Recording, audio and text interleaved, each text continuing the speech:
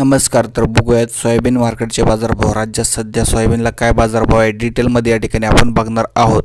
विविध जिल्ह्यांमध्ये जे आहे सोयाबीनचे बाजारभाव जे आपल्याला बदलताना सध्या पाहायला मिळत आहे. सुरुवात करूया नगर जिल्ह्यापासून. तर नगर जिल्ह्यामध्ये कमीत कमी 3850, सरासरी 4000, तर जास्तीत जास्त 4325 रुपये प्रति क्विंटल मार्केटचे बाजारभाव नगरमध्ये पाहायला मिळत आहे.